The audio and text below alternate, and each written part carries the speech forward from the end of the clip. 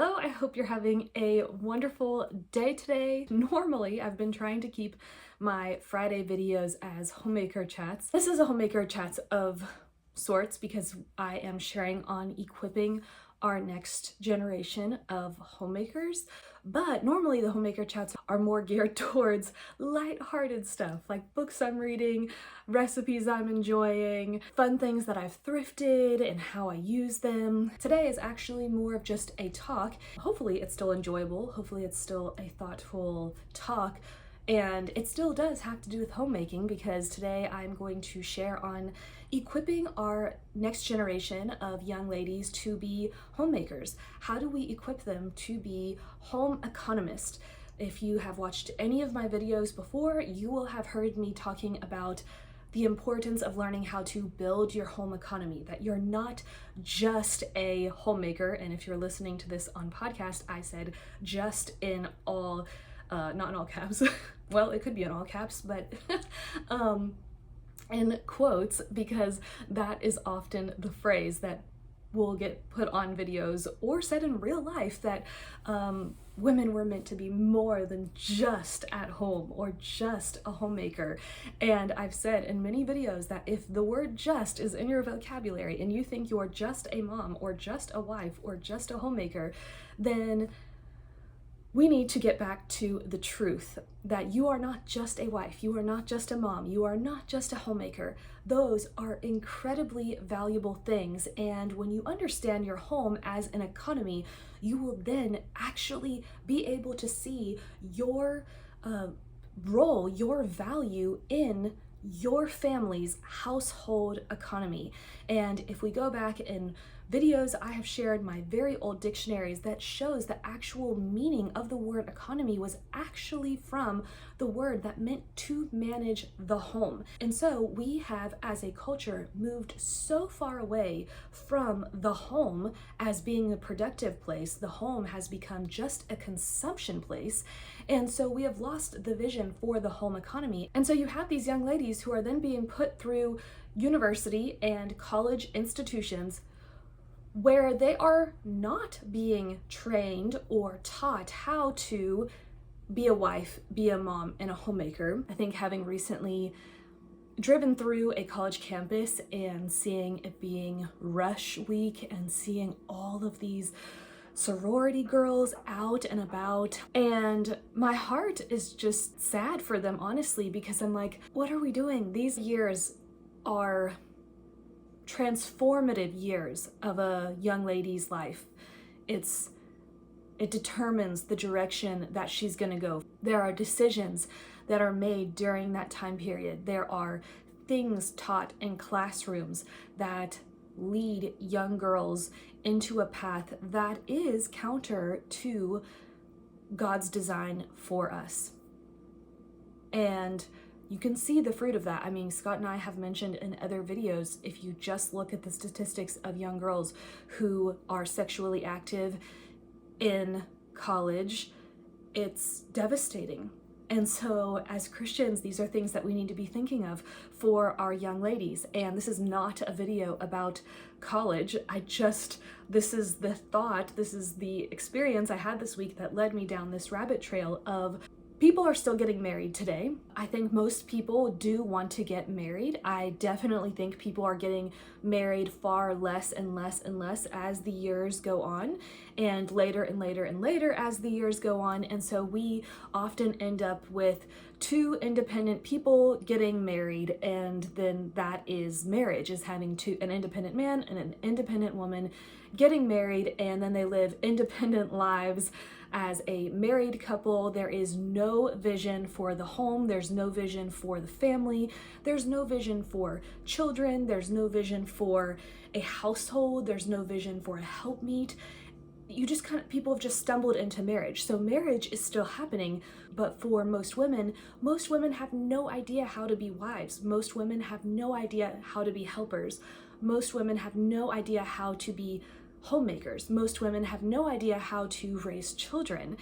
And so that is the direction that I'm talking about today with equipping our younger generation of girls to become home economists.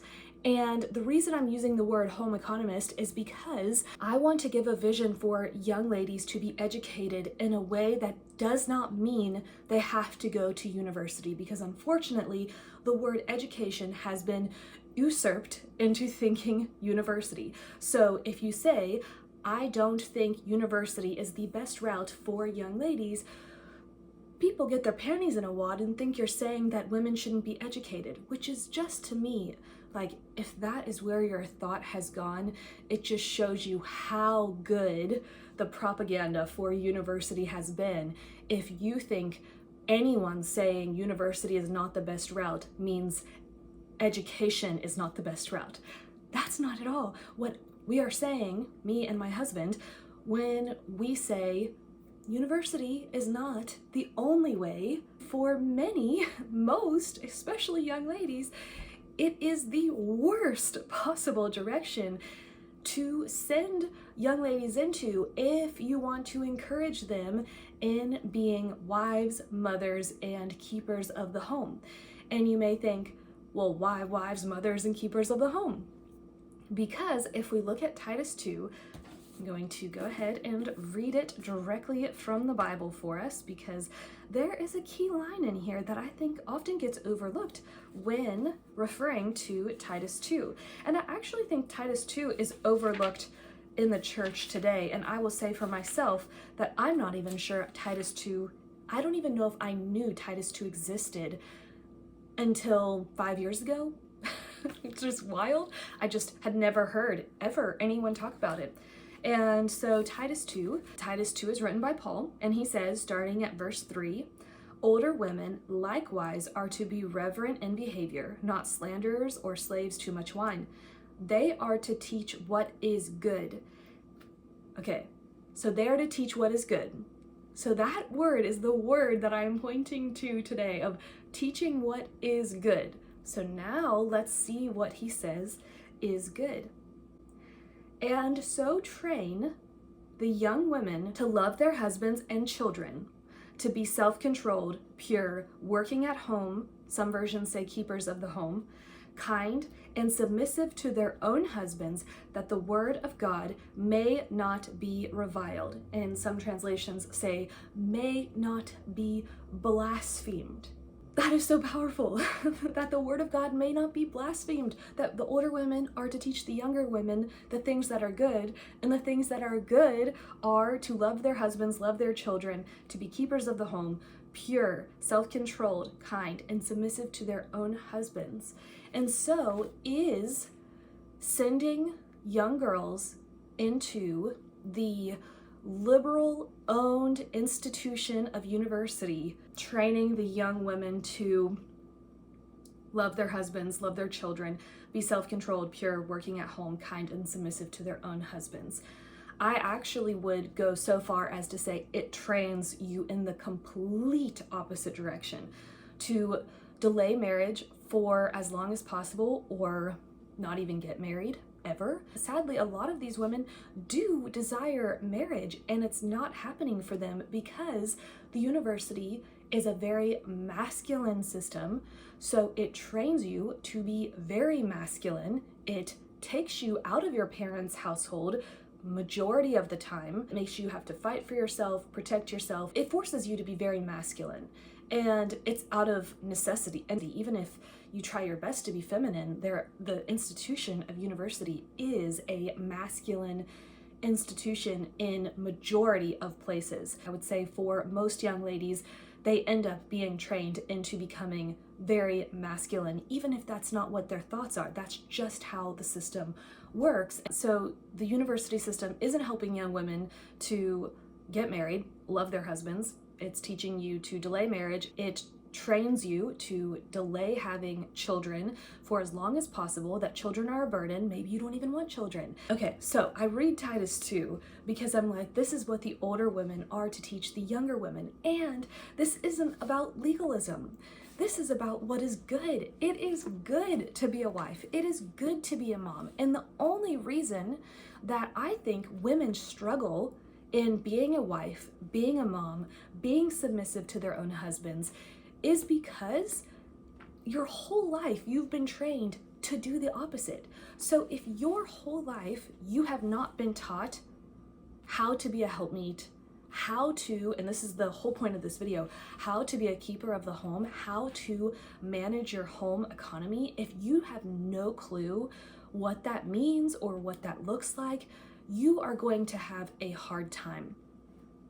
And women who are doing the marriage thing, which is God's design, covenant was God's design, and women who are doing the marriage thing, but acting like men, your marriage is going to have a hard time. If you have two individuals in a marriage who are not building together, who are not working together, who don't have the same vision, you're only going to divide. You probably think this is another one of my videos where I'm just here bashing universities. I'm not bashing, well, I am bashing universities. You just can't talk about equipping young women to become home economists and preparing our next generation without talking about how sending them off to university is doing the exact opposite, because everything about the university is training women to be men, to function as men, and it is doing the opposite of what Titus 2 says of the older women are to teach the younger women. So seeing what Titus 2 has actually instructed us, you can see going through the university system, that is not what young women are being trained to do. So it is no wonder that even though ladies are still getting married, many women have no idea how to be a wife. Many women have no idea how to steward resources. They don't know how to do the practical things because they haven't been trained to. They have no idea how to steward their husband's income well. They have no idea how to track resources. They have no idea how to disciple children. Many women have no idea how to help their husband with his work or what it even looks like to be your husband's helper, because this has not been the vision that has been given to us from young.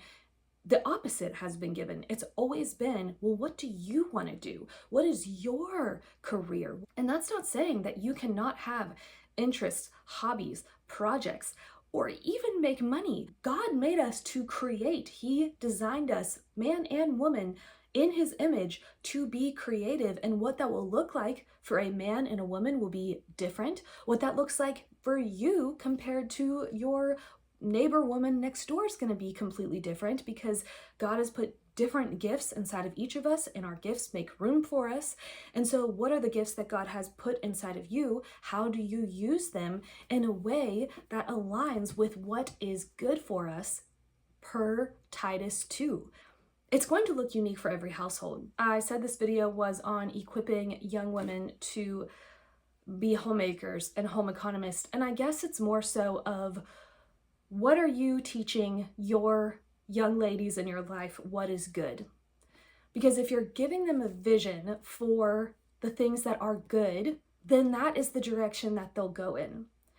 But if you're giving them a vision for careerism, self-promotion, individualism, then that is the direction that they're going to go into.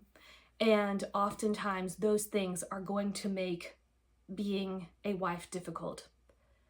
Those things are going to make being a keeper of the home difficult, because you could be going into debt to get your degree.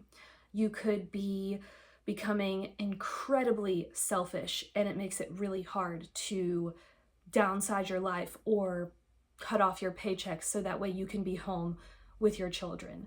Or it makes it hard to submit to your husband because you have learned so much in how to be independent and have had this thought process of, I don't submit to anyone. Following God's ways is always going to be completely countercultural. But do we believe that our God is a designer? The way he designed us is good. And so the instructions that he gives us is for our good. It's not to harm us.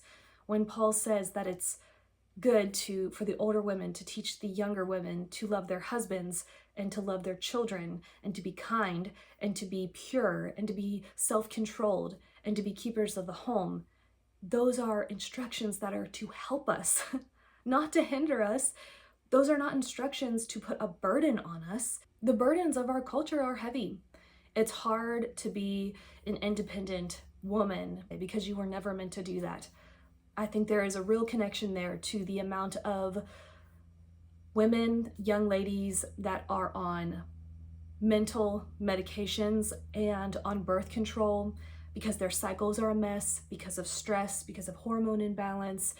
And then we don't know what the consequences of being on these pharmaceuticals are going to be someday. And we will find out. And so, yeah, look at the natural patterns.